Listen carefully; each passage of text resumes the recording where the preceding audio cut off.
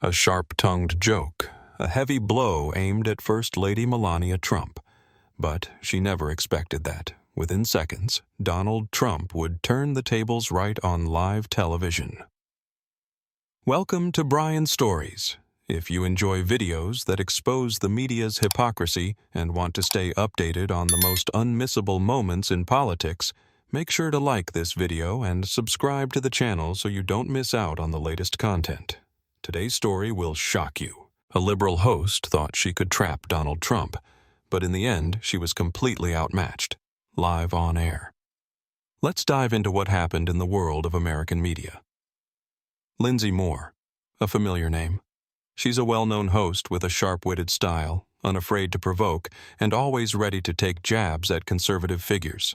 Having built her reputation through fiery debates, she knows exactly how to create drama and put her guests on the spot before millions of viewers. And tonight, she faces a worthy opponent. Donald Trump, a man who never shies away from confrontation, a politician who can turn any interview into a battlefield of words. The studio was packed with eager audience members, all anticipating a fierce battle of wits, a debate filled with explosive moments. The studio lights flickered on. The audience waited. Some leaned forward, anticipating the intense exchange. Donald Trump sat calmly in the interview chair, his hands clasped in front of him, his expression unreadable. Moore looked at him, flashing a sly smile. She began with a few questions about politics and policy, a familiar warm-up. But that wasn't what the audience wanted. They wanted drama. They wanted something more personal, more intense. And Moore knew it. The moment everyone was waiting for had arrived. She leaned in slightly, her tone light yet deliberate. Have you ever thought about cheating on Melania? Because, let's be honest, she seems a little outdated. 1 second, 2 seconds. The atmosphere in the studio shifted entirely. The murmuring laughter died out. Some audience members held their breath, while others exchanged shocked glances. Even the cameramen, who were used to tense moments, could feel the suffocating silence that had suddenly gripped the room. Moore kept her smile, but a flicker of uncertainty flashed in her eyes.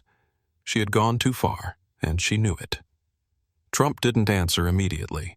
He wasn't angry, nor did he react impulsively. Instead, he simply sat there, lightly tapping his fingers on the table, his gaze lowered for a few seconds. But it was precisely that silence that made the entire studio feel more suffocating than ever. Then, Trump lifted his head and looked straight at Moore. When he spoke, his voice was unwavering, calm, slow, but as sharp as a blade. Let me get this straight. You're sitting here, on national television, calling my wife, the former First Lady of the United States, outdated? The room froze. Someone in the audience muttered under their breath, "Damn." But Trump wasn't done. He leaned forward, locking eyes with Moore, his tone still calm but as razor-sharp as a finely honed knife. Imagine if I were sitting here with a married female Democrat politician and I asked her, "Hey, have you ever thought about cheating on your husband? Because, let's be honest, he's outdated too." The audience gasped. Some exchanged glances. A few nodded, realizing the real problem with Moore's question. Trump let the weight of his words hang in the air, almost challenging everyone in that room to find an answer. CNN would immediately run a special segment calling me sexist, a rude man, someone who disrespects women. The headlines would crucify me. And Lindsay herself would be leading the discussion about how outrageous and unacceptable my words were. Lindsay pressed her lips together as if she wanted to say something, but no words came out. Meanwhile, Trump wasn't just defending himself, he was going on the offensive, flipping the entire conversation. But when you say it about my wife, when you insult a woman who was the First Lady of the United States, suddenly it's just a joke? Suddenly it's a reasonable question? The audience began to catch on. Some who had laughed earlier now looked visibly uncomfortable, not at Trump, but at Lindsay Moore. They realized this wasn't just a simple question. It was a calculated attack disguised as humor. "Who is Melania Trump?" Trump continued, his voice still calm but icy. "She speaks 5 languages. She's a successful businesswoman. She was the First Lady, representing America on the world stage. She has spent years doing charity work, supporting organizations that help children. And you, Lindsay, someone who claims to be a feminist, someone who fights for women's rights. You sit here and try to diminish her worth simply because of her age? A precise and devastating counterattack. Lindsay forced a smile, trying to regain control. Come on, Donald, it was just a joke. Trump tilted his head slightly, offering a small smile, but there was no humor in it. A joke? Let me ask you something, Lindsay. Do you have an expiration date? The audience gasped again, this time louder. Some clapped, some burst into laughter, while others sat wide-eyed in shock. Lindsay froze for a moment, her forced smile vanishing instantly. Trump leaned back in his chair, his voice still calm but carrying an undeniable force. You can joke about my wife's age, but when I turn the question around, suddenly it's not a joke anymore, is it? A masterful counterstrike. And in that moment, the power dynamic shifted. Lindsay Moore, the host known for controlling conversations, was no longer in control. Everyone in the room knew it.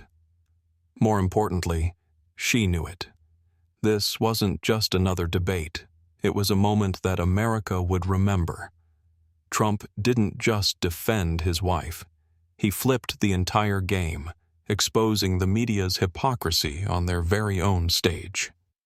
Lindsay was used to controlling interviews.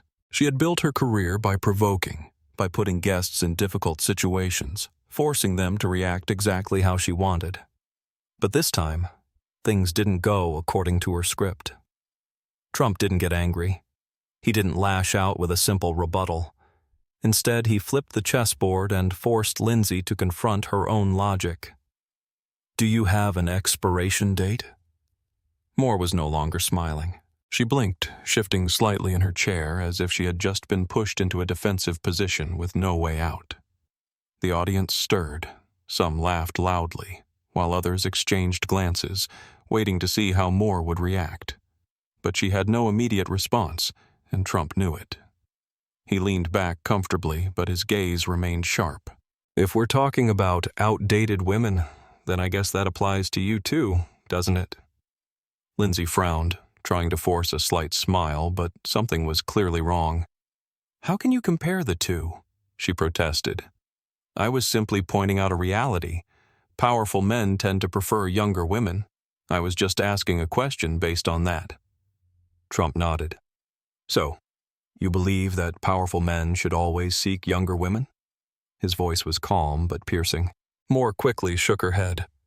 No, that's not what I meant. Trump smirked. So you're judging me based on a stereotype you imposed. A rule that if I applied to you, you would immediately call offensive, wouldn't you? The audience erupted in laughter. Some clapped, while others looked at Moore with skepticism. They were beginning to realize that the sharp-tongued host was gradually losing control. Trump continued. You and people like you always talk about feminism, about respecting women. But when given the chance to respect a strong, independent woman who was once the First Lady of the United States, you choose to belittle her. Why? Because she married me? Or because she's not on your side? Moore took a deep breath, trying to regain control. I didn't mean to insult Melania, she defended. I was just asking a question. Trump chuckled. Do you know why these kinds of questions are only directed at women like Melania? He paused for a moment, then continued. Because when you can't take me down, you go after my wife. When you can't defeat conservative men, you attack their families. And that is the greatest hypocrisy I have ever seen. The audience was no longer on Moore's side. Initially, they might have leaned toward her. But the more they listened to Trump, the more they realized he had a point. Moore knew it too. She bit her lip, her eyes flickering. She was no longer the aggressor. She had become the one on the defensive, but Trump wasn't finished yet. Have you ever asked Joe Biden if he's ever thought about cheating on his wife? Trump asked, staring directly at Lindsay. She said nothing. Have you ever asked Barack Obama if he's ever thought about cheating on Michelle? Trump pressed on. Lindsay remained silent. "Of course not," Trump said, his voice full of challenge.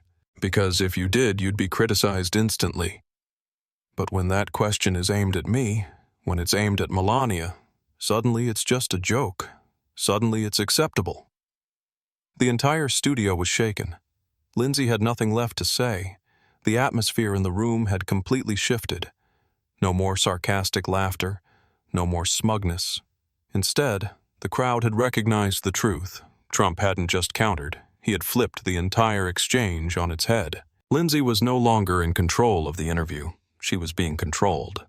The hypocrisy of the media had been exposed right in front of everyone, and in that moment, the world realized Lindsay was no longer the winner of this interview. The showdown between Donald Trump and Lindsay didn't end when the studio lights went off. It had only just begun. Minutes after the broadcast, social media exploded. Clips from the interview began circulating on X, formerly Twitter, TikTok, Facebook, and YouTube, racking up millions of views, tens of thousands of comments, and countless debates. The online community immediately split into two clear factions. Trump's supporters saw it as a masterful counterattack. They praised him for standing up for his wife, not just with words, but with a powerful, sharp, and undeniable argument. He wasn't just defending Melania. He was exposing media hypocrisy and forcing people to confront the reality that conservative women like Melania are constantly and unfairly targeted. A flood of posts praising Trump appeared. Lindsay thought she could humiliate Trump, but who's the one humiliated here? If someone asked Michelle Obama this question, the entire media would explode. But when it's Melania, they call it a joke. And this wasn't just about Trump or Melania. This was about the double standards in the media. Meanwhile, left-wing media outlets tried to spin the situation as they always do. Moments after the interview ended, networks like CNN and MSNBC pushed out controversial headlines. Did Trump overreact to a lighthearted question? Or, Donald Trump attacks Moore live on air? They attempted to paint Trump as aggressive, volatile, and attacking a female journalist. But this time, no one was buying it. Their efforts to twist the narrative completely failed because the video didn't lie. Everyone heard exactly what Moore had asked. They saw her hesitation when Trump turned the tables, and they felt her loss of control as he forced her to confront her own hypocrisy. A viral comment on Facebook summed it up best. Moore tried to make it a joke, but she was the only one not laughing when Trump clapped back. That says it all. What was even more significant was that it wasn't just Trump supporters speaking out. Some independent journalists, even those who were politically neutral, acknowledged the unfair treatment of Melania Trump by the media. A post from a well-known journalist on X gained hundreds of thousands of likes. "I'm not a fan of Trump, but this is crystal clear. If this question were aimed at any Democratic woman, it would be called sexist immediately. But because it's Melania, it's just a joke. Absolutely disgraceful." This incident went far beyond just an interview. It ignited a larger debate about media bias. Millions had watched. Millions had seen the truth. And this time, no matter how hard the left-wing media tried to control the narrative, they couldn't change the reality.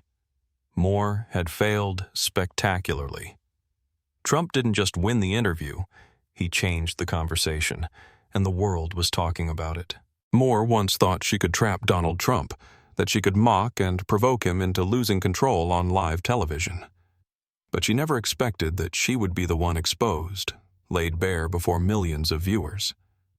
And when the cameras stopped rolling, Moore's real nightmare was just beginning.